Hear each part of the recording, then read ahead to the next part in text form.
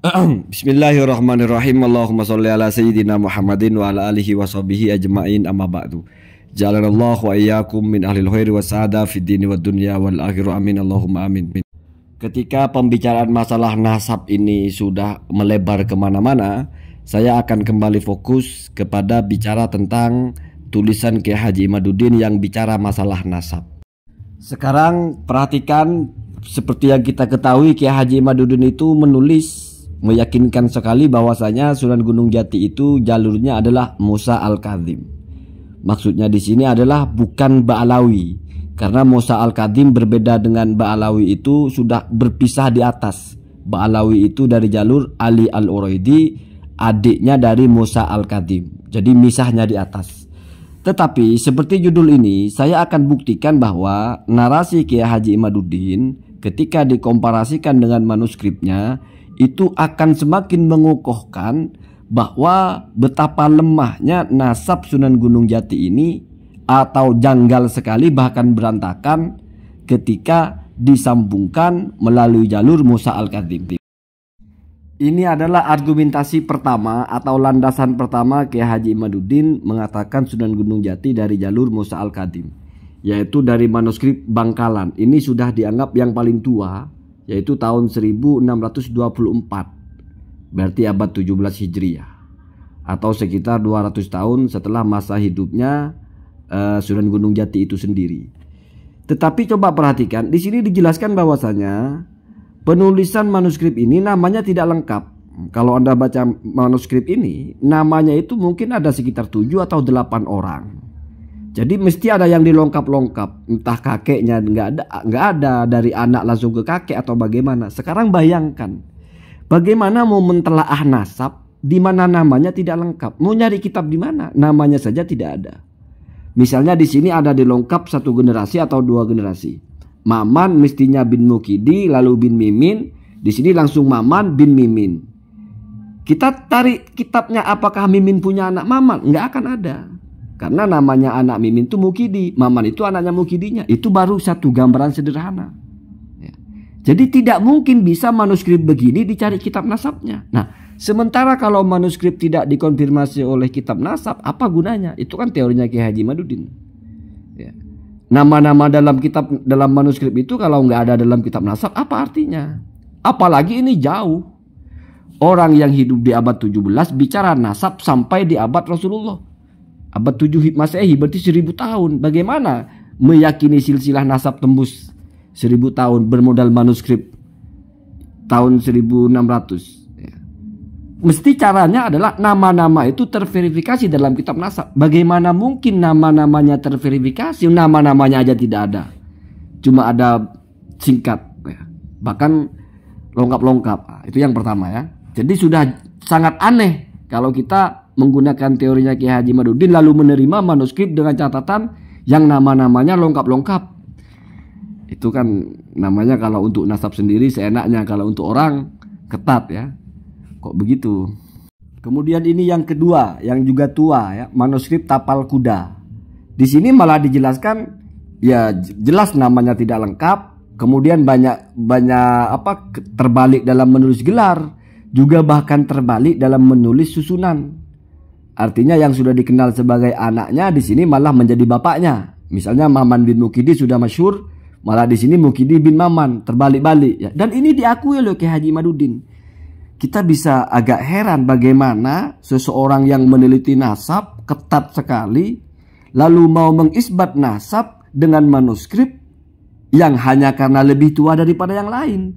Kalau bicara tua dan sezaman, apa artinya manuskrip tahun 1700-an atau abad 17 bicara nasab sampai Rasulullah tanpa konfirmasi ulama-ulama nasab sebelumnya?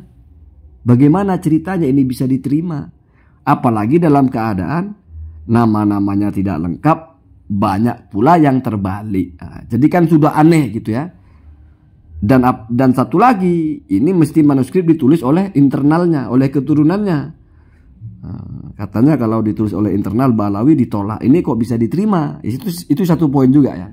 Lalu kemudian argumentasi berikutnya modalnya adalah manuskrip abad ke-18 ya, sudah tahun 1700 ke atas. Ini sudah nggak dipakai sebetulnya. Kenapa? Karena ada manuskrip yang lebih tua dari ini yang bukan jalur Musa Al-Kadhim. Kan prinsipnya tidak boleh yang belakangan melawan yang lebih tua.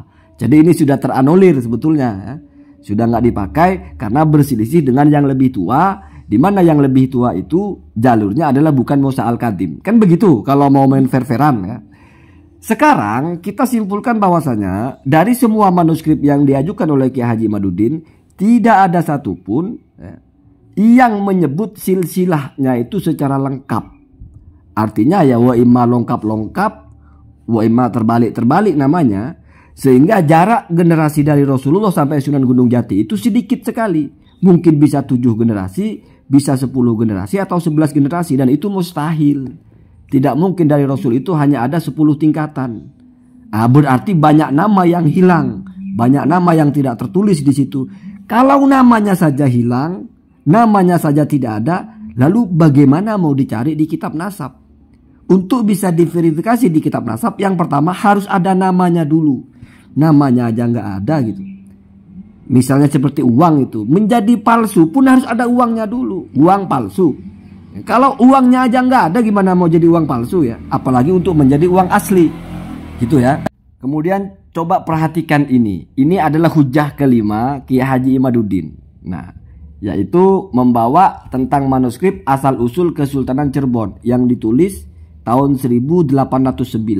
Ini sebetulnya kan sudah lebih terbelakang ya. Tadi 1600, 1700, ini malah sudah tahun 1800. Artinya ini manuskripnya sudah sangat muda sekali. Tetapi ada yang menarik di sini. Karena dari sekian banyak manuskrip yang bicara tentang nasab Sunan Gunung Jati yang dengan jalur Musa Al-Kadhim, inilah satu-satunya yang menulis nama-namanya itu agak lengkap. Sampai sekitar 17 nama atau 16 nama. Jadi kan lumayan daripada yang lain ya. Artinya di sini ada nama-nama yang tidak ada nama-nama itu di manuskrip-manuskrip sebelumnya.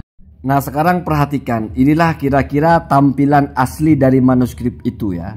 Setelah diterjemahkan menjadi judulnya adalah Asal-Usul Kesultanan Cirebon ya. Jadi sebetulnya bahasanya bukan bahasa Indonesia ya. Lalu diterjemahkan ke bahasa Indonesia. Sekarang mari kita perhatikan nama-nama yang muncul atau yang ada di dalam manuskrip ini. Mari kita coba bacakan bersama-sama, nanti di mana agak janggalnya kita akan tahu. Yang pertama ini adalah silsilah Sunan Gunung Jati hingga ke Nabi Muhammad SAW. Di sini Sunan Gunung Jati dalam manuskrip ini disebut dengan Kanjeng Sinuhun Cirebon, kalau tidak salah begitu ya. Jadi Kanjeng Nabi Muhammad SAW berputra Sarifah Siti Fatimah. Kemudian Sarifah Siti Fatimah menikah dengan Baginda Ali, berputra Hasan dan Husain, berputra Zainal Abidin, berputra Muhammad, kemudian Mubarokin ya, kemudian berputra Imam Ja'far Shodiq, kemudian berputra Musa ya. Jadi ini ya, jadi Ja'far Shodiq itu ke Musa, bukan ke Ali Al-Uraidi. Di situ ya. Jadi ini dianggap dari jalur Musa Al-Kadhim karena di situ menyebut nama Musa. Lalu perhatikan, Musa berputra Kalijam. Kamu cari dimanapun, tidak akan pernah kamu ketemu putra Musa bernama Kalijam. Kalijam ini nama apa? Kalau misalnya nggak ketemu, lalu apa buktinya Kalijam itu putra Musa Al-Kadhim? Ini kan parah. Apakah dibuktikan dengan manuskrip tahun 1600? Sementara ini masanya tahun berapa? Jaraknya itu bisa 1000 tahun ya, atau mungkin sekitar 800 atau 900 tahun yang lalu, bukan lagi 500. Bagaimana bisa ada Musa Al-Kadhim punya anak bernama Kalijam ditulis 800 tahun setelahnya? Sementara sebelumnya tidak pernah ada orang menyebut Musa Al-Kadhim punya anak bernama Kalijam. Atau bisa jadi itu Kalijam bukan anaknya, tapi jalur nasabnya. Lalu siapa bapaknya Kalijam? Siapa kakeknya? Nyambungnya ke Musa Al-Kadhim melengkap berapa nama? Ini kan jadi simpang siur, malah jadi tambah aneh kan gitu ya. Kemudian Kalijam berputra Habi Jamali. Agak asing nama Habi Jamali itu ya. Kemudian berputra Ahmad Nakidi. Untung bukan Mukidi ya. Kalau Mukidi Maman Mimin sudah. Kemudian berputra Ali Nakidi. Sampai akhirnya di bawah itu Kanjeng Sinuhun Cirebon ya. ada Raja Duta, ada Ratu Ismail, Ratu Bani Israel, Ratu Mesir dan sebagainya itu ya. Jadi itu butuh dikonfirmasi oleh kitab-kitab ulama nasab. Walaupun tidak sezaman, setidaknya yang mendekati. Bagaimana ceritanya ini bisa diterima? Sementara dari sisi nama agak aneh, udah itu kita sulit menemukan ada putra Musa Al-Kadhim bernama Kalijam, begitu ya. Kemudian ada lagi bagian yang lebih aneh di manuskrip ini, yaitu di bawahnya ini sedikit, perhatikan. Perhatikan coba di situ, dari wafatnya Rasulullah sampai wafatnya Kanjeng Sinuhun itu ada jarak 915 tahun. Kemudian Kanjeng Sinuhun, ya Kanjeng Sinuhun Cirebon Belit itu radhiyallahu anhu atau rahimahullah anhu, tatkala berusia 130 tahun, ya, telah mengislamkan Ki Hajar Domas di Banten. Waktu itu terjadi pada tahun 1400. Sekarang mari kita hitung-hitungan sederhana saja ya. Sebagai informasi, kalau kita baca literasi sejarah, sepertinya Sunan Gunung Jati itu tahun 1400 itu belum lahir. Di sini kok malah sudah mengislamkan orang ya. Dan sudah berusia 130 pula ya. Coba perhatikan hitung-hitungannya ya. Jarak wafatnya Sunan Gunung Jati dengan wafatnya Nabi Muhammad SAW sebagaimana dalam manuskrip ini adalah tahun atau jumlahnya sekitar 915 tahun. Nah, Nabi itu wafat 632. Kemudian ditambah 915 ya, artinya 915 tahun pasca wafatnya Nabi, wafatlah Sunan Gunung Jati. Berarti Sunan Gunung Jati ini wafatnya tahun 1547. Nah, begitu ya. Itu kan tulisan, berarti Sunan Gunung Jati wafat tahun 1457. Kemudian pada tahun 1400, Sunan Gunung Jati itu sudah berusia 130 dan sudah mengislamkan orang. Kalau pada tahun 1400 itu sudah usia 130, lalu kapan lahirnya? Ya gampang, tinggal 1400 dikurangi 130. Hasilnya adalah 1270. Coba bayangkan, Sunan Gunung Jati lahir tahun 1270, wafatnya tahun 1547. Berarti usianya 277 tahun, masuk akal nggak? Jadi manuskrip ini begitu terjemahannya. Ketika bicara tahun wafatnya Sunan Gunung Jati, dijarakkan 915 dengan Rasul, muncul angka 1547. Ya, tahun, maksudnya tahun segitu, tahun 1547. Tapi ketika bicara lahirnya, tahun 1400 Masehi saja sudah berusia 130. Berarti lahir tahun 1270. Mana ada orang lahir tahun 270 baru wafat tahun 1547 ya. Berarti berusia 277 tahun ya. Apa iya begitu ya? Ini ada di manuskrip ini. Jadi dalam menulis masalah tahun aja begini. Bagaimana kita bisa membenarkan isi manuskrip itu tentang nama-nama itu? Nakidi, Kalijam. Terus ini diangkat-angkat, ini dianggap data valid. Hanya karena ini bukan jalurnya Ubaidillah. Itulah ya, itu kadang tidak fair ya. Allahumma hadina ada sabil. Kalian pikir-pikirkan saja ya, masuk akal nggak itu?